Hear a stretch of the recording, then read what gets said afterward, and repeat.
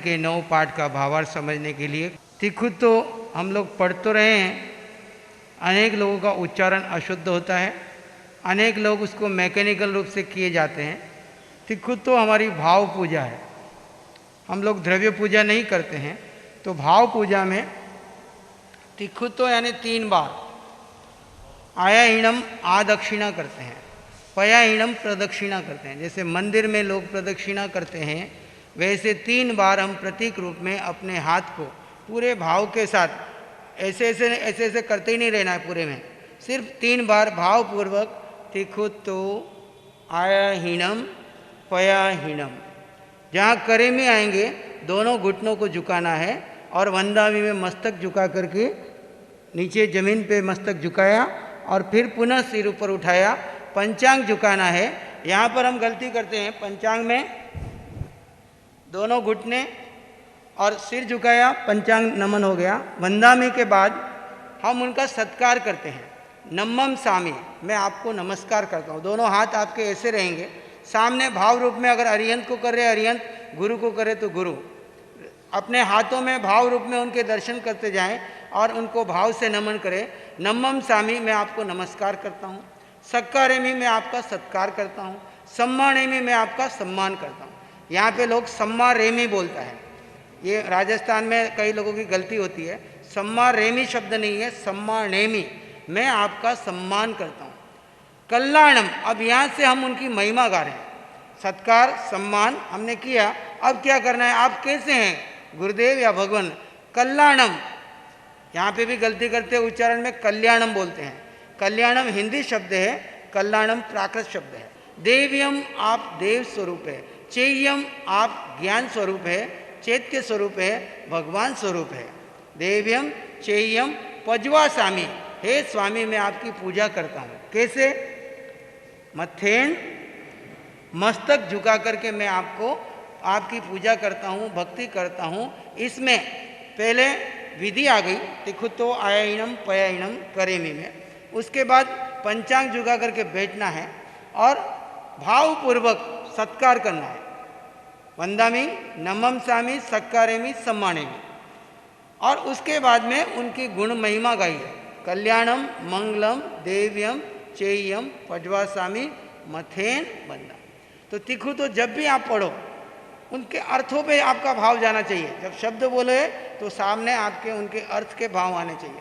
अगर अर्थ के भाव नहीं आ रहे हैं तो वो खाली आपकी द्रव्य क्रिया हो रही है। भाव के साथ करोगे तो तिखुत्व करते हुए ही आपकी निर्जरा शुरू हो जाएगी। भाव रूप में इस प्रकार से हम तिखुत्व को भावपूर्वक पढ़े। पाठ के ऊपर आज दिन में चिंतन करना है, मनन करना है, ध्यान में जाकर के इसका भाव अपने भीतर आत्मसात कर लेना है। और जब भी तिखुत्व करो तो कैसे करना है, इसी तरह से विधि पूर्वक करना है। तिखुत्व के अंतर्गत कई लोगों की मेरे पास प्रश्न आए कि तिखुत्व की जो 3 परिक्रमा है वो कैसे करनी, क्लॉकवाइज करनी कि एंटी क्लॉकवाइज करनी। क्लॉकवाइज, घड़ी जैसे घूमती है, मंदिर में जैसे हम परिक्रमा करते हैं उसी तरीके से हम परिक्रमा करते हैं। इसमें कहीं शंका लाने की आवश्यकता नहीं है। दूसरा जो पाठ है, पहला पाठ नमस्कार महामंत्र, दूसरा तिखुत्व। तिखुत्व हमारी भाव पूजा है। क्या है, भाव पूजा है, भक्ति है, नमन है, समर्पण है, शरण भाव है। किसके प्रति, तो अगला सूत्र आता है देव गुरु धर्म के प्रति। तीसरा सूत्र जो है देव गुरु धर्म के प्रति। देव हमारे कौन है, अरिहंत, गुरु हमारे निग्रंथ और धर्म हमारा सत्य प्रधान भगवान का बताया हुआ सत्य धर्म। तो इसके लिए सामायिक सूत्र में मूल पाठ है अरिहंतो महदेवो। अरिहंतो महदेवो जावत जीवम सुसाहुणो गुरु। अरिहंत मेरे देव हैं। कौन है, अरिहंत मेरे देव हैं। जब तक हम ये सम्यक्त ग्रहण नहीं करते हैं, सम्यक्त को नहीं समझते हैं, तब तक हमारी जिंदगी का लक्ष्य क्या होता है, रोटी, कपड़ा, मकान, पद, प्रतिष्ठा, परिवार, पैसा, पत्नी, इन्हीं को खुश करने में जिंदगी का बहुमूल्य समय चला जाता है। लेकिन हम कौन हैं, कहाँ से आए, क्यों आए, इसका हमको कोई ज्ञान ही नहीं होता। बस भेड़ चाल की तरह सारी दुनिया जो कर रही है हम भी करते जा रहे हैं। लेकिन कोई भवी जीव का उदय आता है, चाहे वो कुल परंपरा से माता पिता निमित्त बनते हैं, गुरु निमित्त बनते हैं, और वो सदगुरु की शरण में चला जाता है। और जब वो सदगुरु की शरण में जाता है तो क्या करते हैं, उन्हें ये पहला पाठ सुनाते हैं, अरिहंतो महदेवो। अरिहंत मेरे देव हैं। दुनिया में 33 करोड़ देवी देवता है। हर गली में, हर खांचे में, राजस्थान में तो जहाँ जाओ उधर एक भाटा लगा रखा है, मालीपना लगा दी और देव वहाँ पे उपस्थित है। और हम सब उन देवों को खुश करते हैं।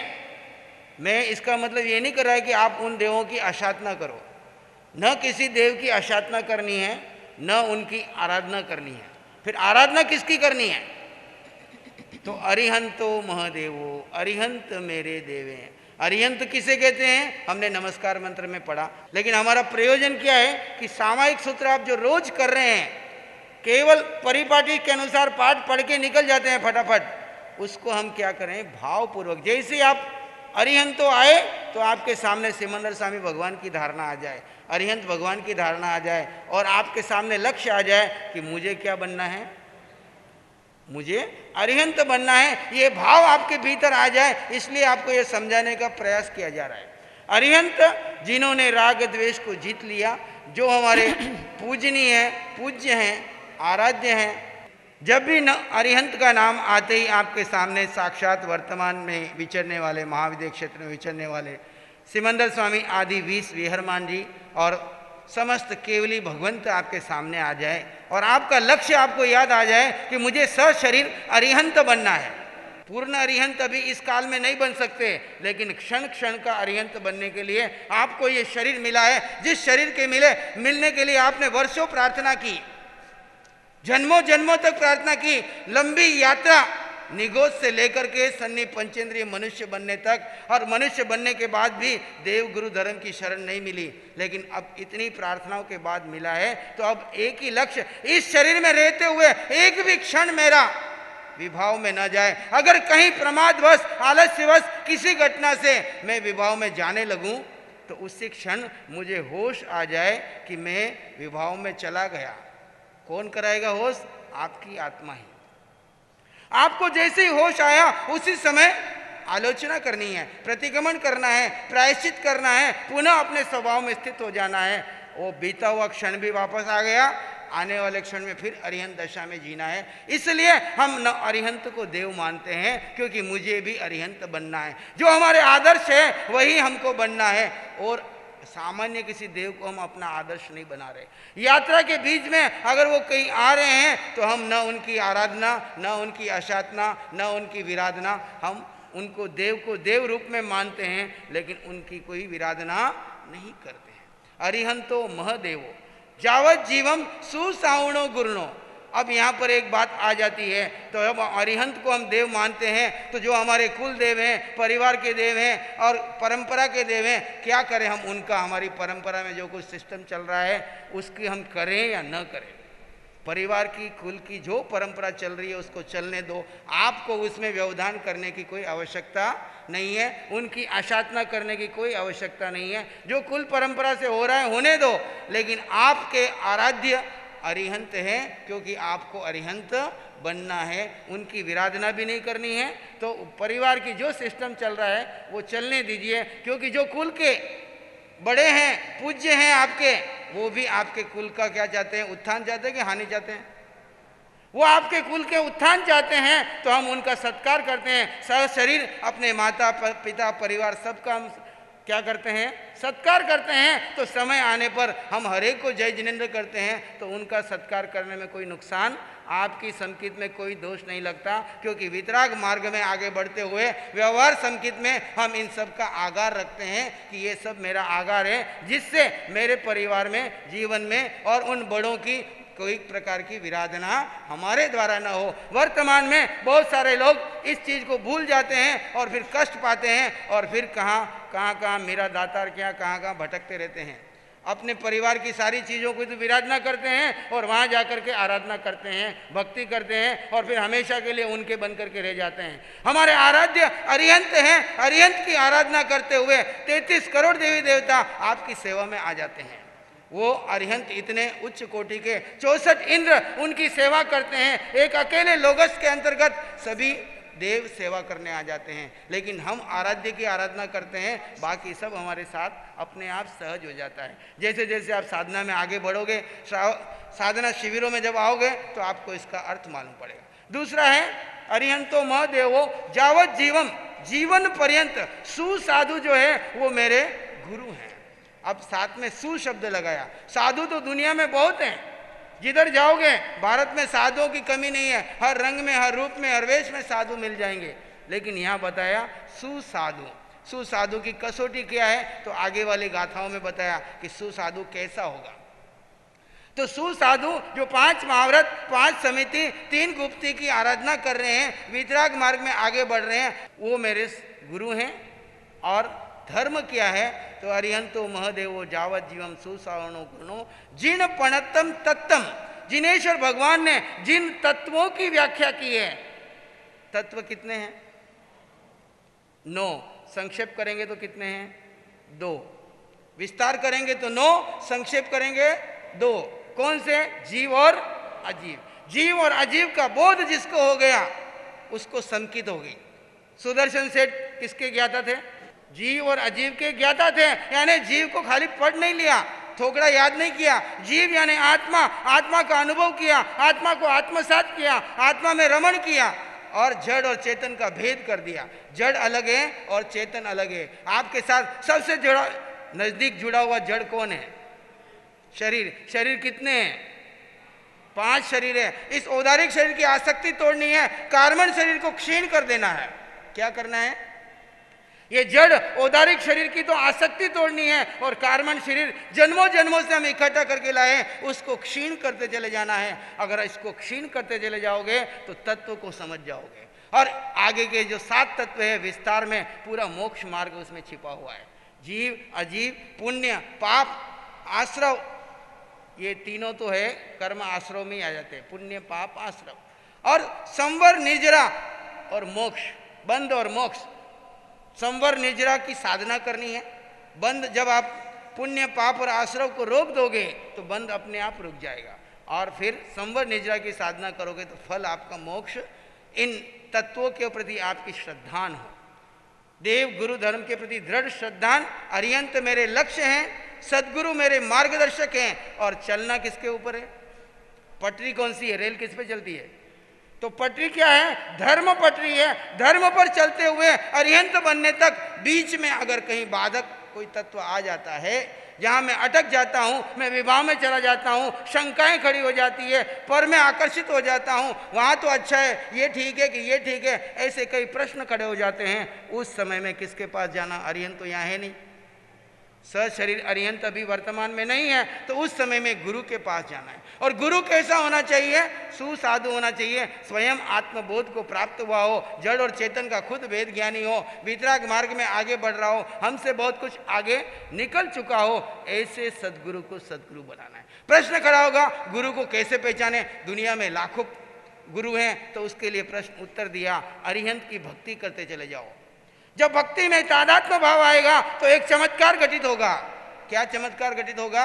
या तो सदगुरु चल के तुम्हारे घर आएंगे या तुम चल करके सदगुरु के पास चले जाओगे। अंदर से तुम्हें भाव उठेगा कि यही मेरे गुरु बनने योग्य है, उनकी शरण में चले जाना। और सदगुरु की कृपा से आपको क्या मिलेगा? सेठ या साधना?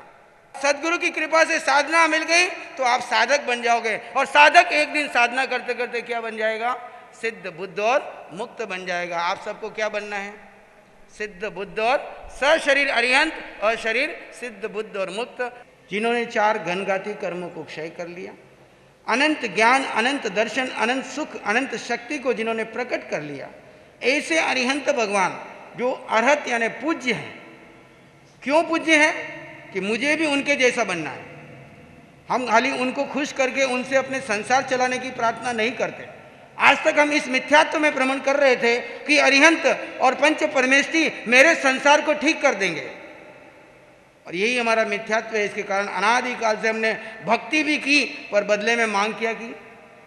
सम्यक्त न मांग करके संसार मांगा, और कल्प वृक्ष के नीचे जाकर के जो मांगते वो मिलता है, और तुम्हारा संसार ही चलता रहा। लेकिन अब हमने अपनी दृष्टि को बदलना है, हमने अपनी प्रार्थना को बदलना है, हमने अपना लक्ष्य तय करना है। कौन सा लक्ष्य? कि मुझे इसी शरीर में रहते हुए अरिहंत बनना है। और अरिहंत के पास क्या है? तो अनंत ज्ञान है। वो आपके पास है या नहीं है? सत्ता में अनंत ज्ञान अभी भी है, खाली आवर्त है।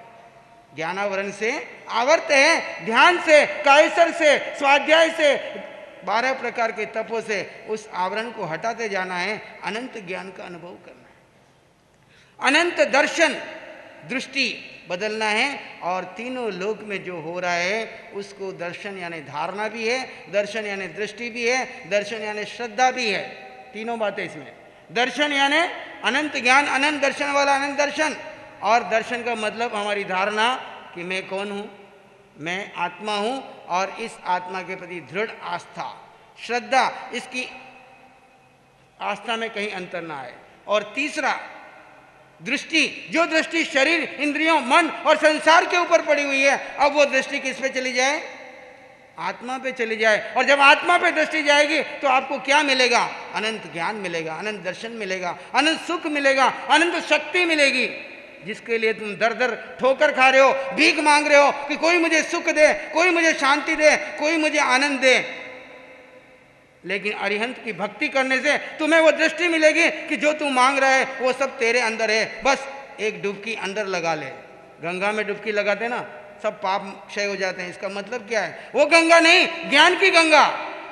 ज्ञान की गंगा में डुबकी लगाओगे, तुम्हारे सब कर्म के आवरण हट जाएंगे, भीतर से अरिहंत प्रकट होगा। और अरिहंत मेरे देव हैं। क्यों है देव? कि मुझे भी अरिहंत बनना है। अरिहंत के साथ सिद्ध आ गए। अरिहंत की अगली पर्याय क्या है? अरिहंत की पर्याय का आयुष कर्म पूरा होते ही सिद्ध अवस्था आएगी। वो पुनः संसार में आ नहीं सकते, क्योंकि उन्होंने ऐसी दशा, और मैंने भी अब पुनः संसार में जाना नहीं है। ये मेरा अंतिम भाव हो। इस भाव से, इस वैराग्य से, इस तीव्रता से हमने साधना करनी है कि ये मेरा श्वास अंतिम श्वास है, ये शरीर मेरा अंतिम शरीर है। इसी शरीर से मैंने कार्य सिद्ध करना है। अगला शरीर कौन सा मिलेगा पता नहीं।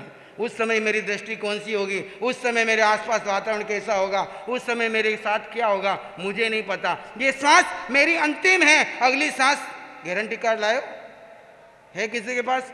अगली सांस कितनी बजे, कितनी देर में आने वाली है?